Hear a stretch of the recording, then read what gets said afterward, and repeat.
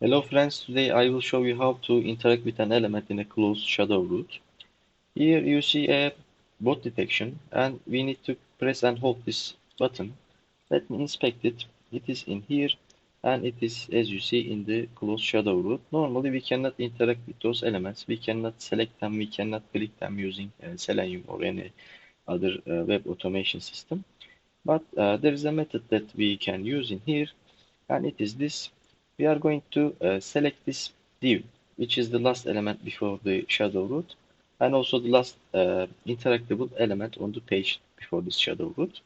We are going to select this div, and we are going to click its area, which is the blue area on the left. After that, this area will be activated. Still, we are not going to be able to click and press or select this button, but now we will be able to send keys to there. For most of the bot detections like this, rather than clicking, pressing the enter or space button is also working. So we are going to try this. If I click any other area than this div text area, and if I press the enter button, as you see, there is nothing going on. But if I click this blue area, this divs area, and if I now press enter button, as you see, the page senses that I am interacting with it.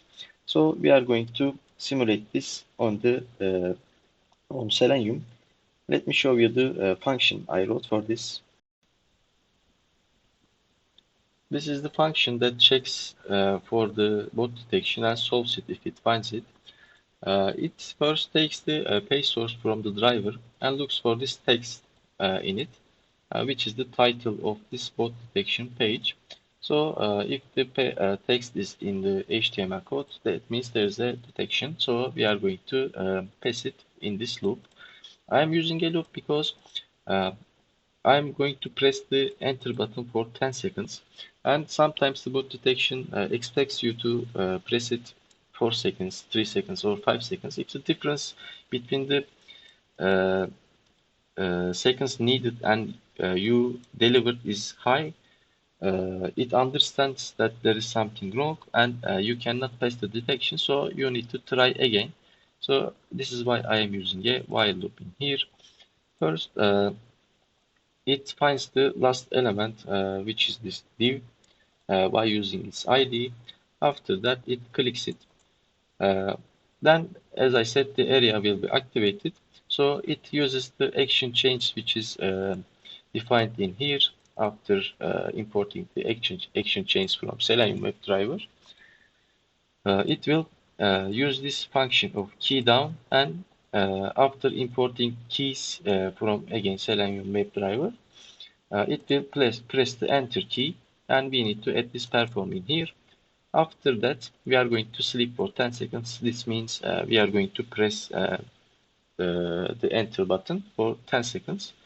This function is to key up. This is releasing the enter button, and it is sleeping 5 seconds after that if to understand if it's solved or not.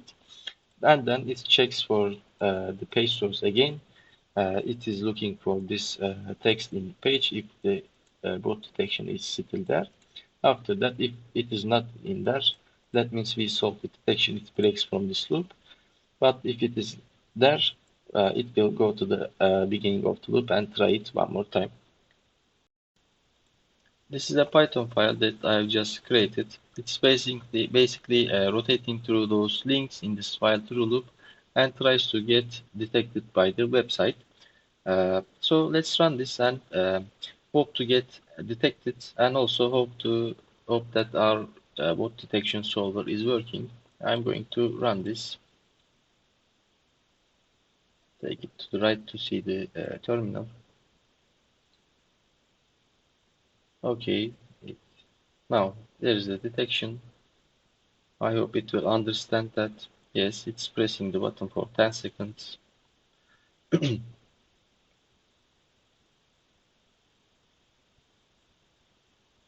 Now it's released the button, waiting for 5 seconds.